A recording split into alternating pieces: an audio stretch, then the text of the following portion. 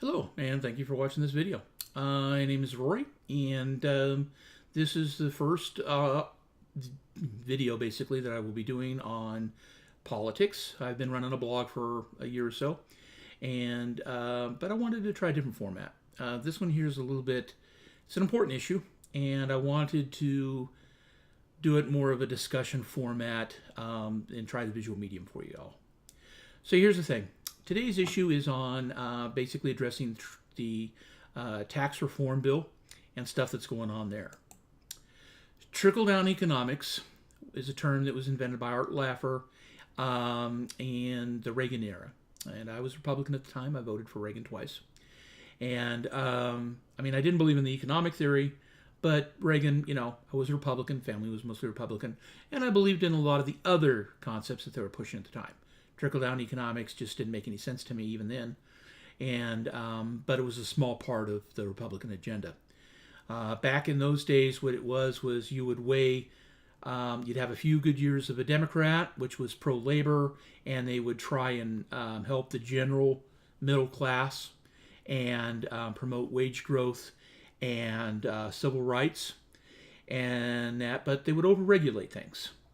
Then you would switch to Republicans, and the Republicans would deregulate things, and they'd be anti-labor, but some of that regulation that the Democrats were and the left was pushing was hampering the businesses, so what you had to do is strike a balance.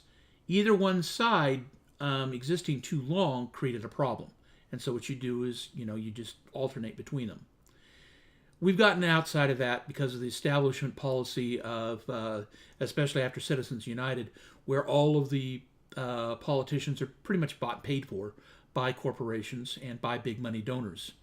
So you have a handful of billionaires who own most of the government. And this is a problem because they're not listening to us.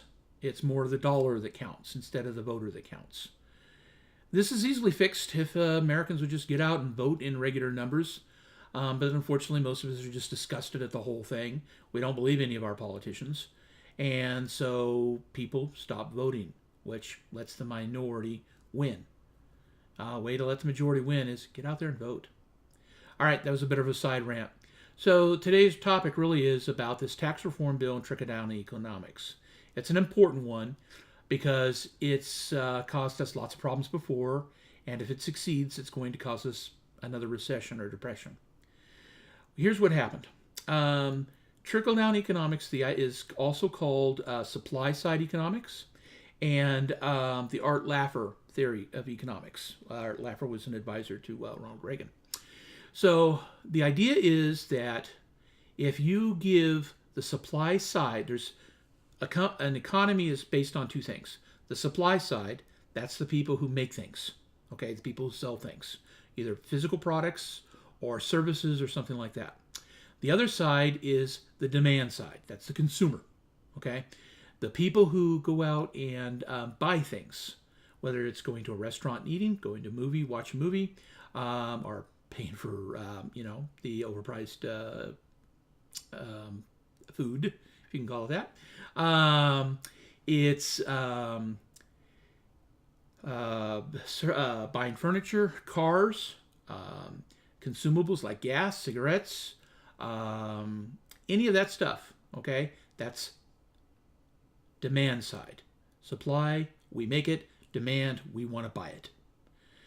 Without a supply, well, there's nothing to buy, okay? So you must have the supply in order to be able to buy it. If it's not there, you can't buy it, right? But you also have to have the demand. Otherwise, you're just making stuff and they're sitting in your warehouse. Or you have to cut rate and sell them at discounts, losing money. So what happens is corporations have to balance.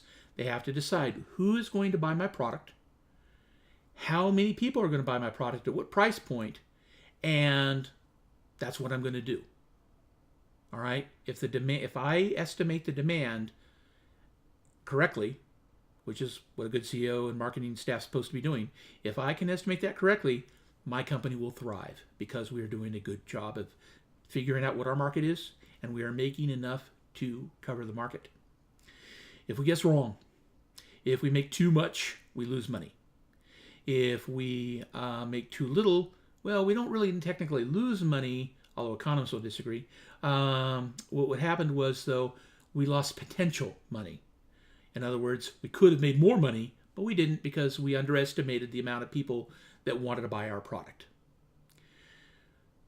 Supply-side economic theory, or trickle-down economics, is we will give a tax break to the corporations and to the top rich class, and that will create a greater supply, and that will create a better GDP, or gross domestic product.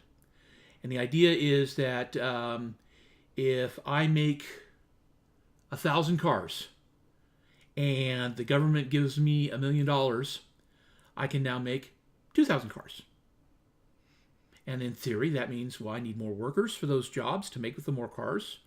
And that means I hired more people. And those people, are overall helping the economy, not just me because I'm making more cars. That's, in essence, what supply side or trickle-down economics is all about. The problem is it doesn't make any sense. I mean, just think about it. And we have historical examples. We tried it under Reagan. We tried it under Bush.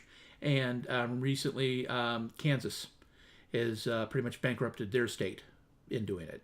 So much so that a Republican Congress pretty much kicked the Republican governor out of office because of it. He sat there and said, no, we're going to keep that. And they had to override his veto to get rid of their experiment in trickle-down on economics. And he wound up, getting shuttled off to the Trump administration. They didn't actually kick him out of office. He left because of disgrace and everything, and because he was obviously powerless. So here's the problem. The idea of, if you don't think it through, the idea is like, well, I'll make let you make 2,000 cars instead of 1,000 cars. That would work if there was the demand. If there was enough demand for an extra 1,000 cars, well then, okay, yeah, then I gave you an extra and I'm reshuffling it around. But if there is no demand, well then what's going to happen? Why should I spend that money you just gave me making more cars that aren't going to sell? That would be stupid. If I'm a CEO, my responsibility is not to America. Okay, even if I might be a patriot and want to help America, my job as CEO isn't to help America. My job as CEO is to help my company. Okay? And that's not unpatriotic. I don't fault them for it unless, of course, they're cheating or causing problems for the company, for the country. We weren't founded on capitalism. We were founded on freedom and tyranny, and we rose up against tyranny, and that's what we were founded on. But capitalism has been a mainstay of America for a long period of time, pretty much since the beginning. And it is an important and vital aspect of America. I would consider it a very important, patriotic part of our system. But that doesn't mean that you have to, as a CEO, you're un-American because you're going to hurt your own pocketbook, your own company, by doing something even if it would be good for the country. Might make you a little more patriotic and a little more awesome, maybe a little more Christian or altruistic, but you're shirking your responsibility as CEO, which is to make your company more profitable. So we can't fault companies for this, okay?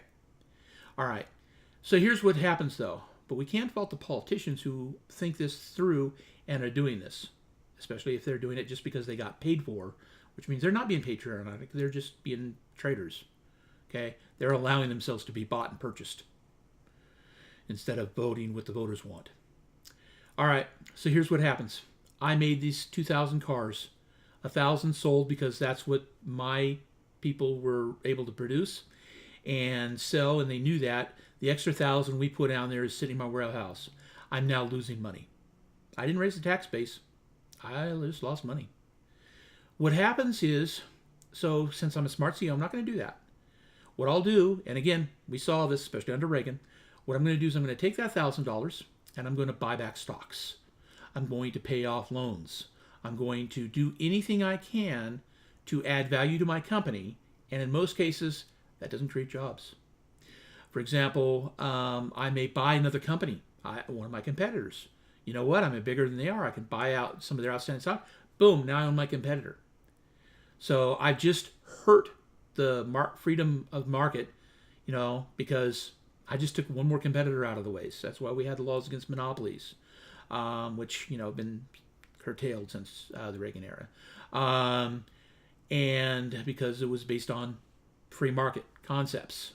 If you have one company in control of everything, that's a monopoly. They can set all the prices. They can do anything they want.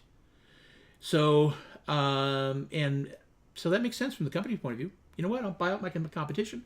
Now I can do whatever I want. Walmart, for example, is they're not a true monopoly. They're close. They've driven out a lot of small businesses because they come in, use cut rate prices, and sell things cheaper, and sometimes at a loss, reportedly. They sell things cheaper than the local businesses can because they have an economy of scale. And they don't pay their workers a minimum wage. They pay, it's like, well, we'll hire part-time workers so we don't have to pay benefits, so we save money there, and we'll do this and we'll do that. And they do things to save themselves money. Smaller businesses can't compete. They're gone. Once that happens, boom. Bookstores and Amazon's another example. We used to have a lot of bookstores. Not so much because of online, which hurt them, okay? But also we had people who would, be able to sell without having to pay local taxes. The business had to pay city taxes to help pay for the roads, their surfers fronts, the police to help protect the businesses and stuff like that.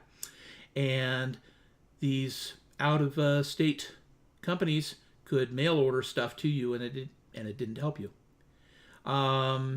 So, we lost competition. Short term was good for a lot of people because, cut down prices for the consumers. It looks good in some theories. But there's a sacrifice. For almost everything, there's always a sacrifice. And you've got to be aware of what those trade-offs are and hopefully make an informed decision. Trickle-down economics, the reason it fails is because it creates, in theory, it will create a greater supply, but it doesn't do anything about the demand. And smart CEOs will know, hey, I'm not going to spend that money on supply and make more product if it's not going to do any good anyway. No. You know what I'm going to do? I'm going to take that money, okay, and I'm going to buy back my debt. I'm going to buy out stocks. I'm going to buy out my competition. And now I've added value to my company, but I didn't create any more jobs. In fact, I actually got rid of jobs because when companies buy their competition, they're consolidating. They don't need as many people to do the same job. They have a lot of redundancy built in because there was a whole other company, two companies doing their work. And you go, well, you know what? I only need one manager for these people. Boom, you're fired. Fired. We've seen a lot of that in the late 80s, where a lot of companies were buying each other's out and were just destroying it. Carl Icahn became infamous for this because he would buy up a company and pretty much run it into the ground in a number of ways. But one thing he was doing was getting rid of the competition, shedding people, and then he would turn around and sell the company and make more, profit off the stock one. And then a few years later, usually the company would go bankrupt anyway. This is a problem. And that's what trickle-down economics is all based on. And the problem is, even worse than all of that, which is pretty bad if you'll think about it, okay, is we're adding trillions, okay, to our national debt, which we've got to pay back, okay? And all this interest we're hurting our economy long term on the promise that by giving all this tax incentives, we'll be able to raise more money from taxes because it will mysteriously appear. But if you look, there's logic. It's obviously it won't appear. There's no reason for it to. And historically, we've seen over and over and over again, it doesn't. So this is bad for America because it's going to destroy our economy even more. It's bad for America because it's going to get rid of jobs, raise the national debt, cut down on goods and services, and a lot of people lose their jobs. Nobody will get a raise. I mean, okay, for CEOs, it's like, hey, I got a bonus because I made us more valuable. All right, sure. So trickle-down economics, just the whole concept is just a fallacy. It's wrong. And I'm going to include another video on the demand side of economics, which is a more practical side. It has some downsides too. Don't get me wrong. But it's, it's not the outright failure that trickle-down economics has proven to be. One other thing, corporations complain about their CEOs, and their stuff having to spend too much money. All right. Here's the thing. While it is true that the top bracket of corporate tax rate is one of the highest of the developed nations, they don't pay that. I mean, we all know that, okay? Because of all the deductions they have and everything like that a lot of other countries don't allow. They say, we're going to tax this rate, but you don't get all those deductions. Our guys, they play games. And the way they do it is they buy a politician and say, listen, if you can pass a law that if I happen to be in this particular area, I'll get this particular tax rate. Or if I have this many people, I'll get this tax break. Or if I spend money on this, I'll get a tax break. And that's why our tax code is so convoluted that it's in need of real reform. Not what's being proposed here, but, hopefully it will eventually happen. Is because it's so thick and convoluted because of all these loopholes that people keep, sneaking in there trying to get the best thing they can for their own selves. The problem is that so these corporations are not really paying more taxes than they are elsewhere. On average, there are a few instances they can, especially if they don't have good accountants. Smaller businesses are definitely they're having problems because they can't afford to spend that money on accountants who are expert in IRS tax law and stuff like that, and trying to go through everything. So that they run into a problem. But the big corporations, they, a lot, if you look at their records, and these are companies, if they have a stock, they're publicly traded. You can actually look it up online and see how much they make and then how much they pay in taxes. And it's amazing how many big companies we have and corporations that actually pay very little to no taxes. And the reason this segment is titled Corporate Welfare is that's what it is. Corporations use, when you and I go out there and we drive around, we're adding wear and tear on the city streets. We are adding pollution from our gas guzzling cars. We are using electricity to run in our houses. We are using up and consuming resources. Okay? And we pay for those out of our pocket for the most part. But some of those are not paid directly out of our pocket, like the street. I don't pay, unless it's a toll road, I don't pay for that city street out of my, when I get it in the car and go. I instead pay for it in my city taxes, which is usually a sales tax. I also may pay for some of it in my income tax. State, I live in Oklahoma, we have an income tax, and that goes towards community development. Some states don't have any income tax for that reason, and they rely on like a federal grant or something. But we all pay federal tax, okay? And that federal tax is going towards infrastructure and stuff like that. Well, corporations use a lot more than we do. Corporations, use the road with their big heavy trucks, their deliveries. Corporations use a lot more electricity. Corporations use, the government has to deal with them with zoning laws. Corporations are a big consumer as well. So why should they not have to pay tax? And corporations are typically, paying nowhere near what we are paying for sales tax. There's a lot of ways they can get around a tax, get a tax exemptions. They don't even have to pay tax at all on their product.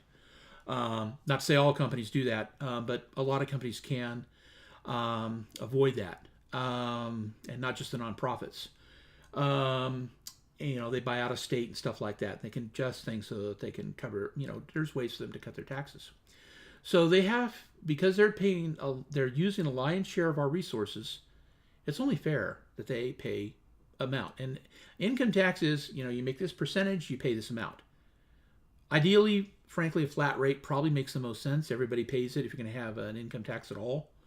The staggered concept, that's okay. I don't have any real problems with it as long as it's fair and equitable. But the big corporations, the multi-billionaires, they need to pay. Just like the middle class pays, just like the poor pay, they need to pay too. The other thing is, as far as the trickle-down economics, one other thing I'll hit on real quickly is the so-called death tax. The death tax is, you'll hear on the left how it's the top 0.2 of 1% or something like that. I think that's a number Bernie usually quotes. And the other guys, the Republicans, will usually tell you how it's to help family businesses. You have to have more than $11 million before it even gets touched. Okay, and then it staggers up a bracket amount. So you have to have. I mean, think about it. I own a small store.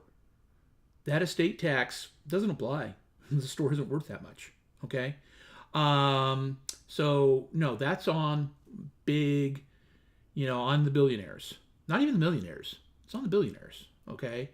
So those people are making, all of this amount because there's ways to reduce it below that 11. So what happens is it's just a small handful, and guess what? Trump and his entire cabinet qualify. Well, almost his entire cabinet. Those people, originally what the so-called estate tax or death tax was for was because we didn't want an aristocracy in America. We don't want kings and dukes and, queens and duchesses and barons and all that stuff. We had the robber barons, but the idea is that when you've made it, you go there. I'm a mixed bag on the estate tax because, on one concept, the tax was I made my money. Why should I get taxed twice? That's something they say is, well, it's like a double jeopardy. Well, not really, because what's happening is, and again, I am a mixed bag on this one, but still, what happened is I made my money and I got taxed on it as income tax or capital gains, which is another cheat that, a lot of people use to avoid paying their fair share.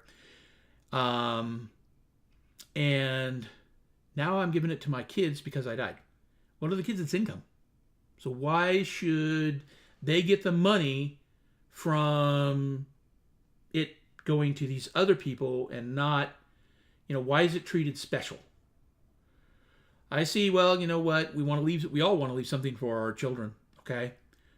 So I can see that. But on the other hand, the problem is if you keep doing that, the money is gradually more and more focused on the upper echelon and nobody has a chance to grow to that level because it's all going there. It's not being dispersed. And again, these people are using a lot of resources themselves. So they need to be paying for it too.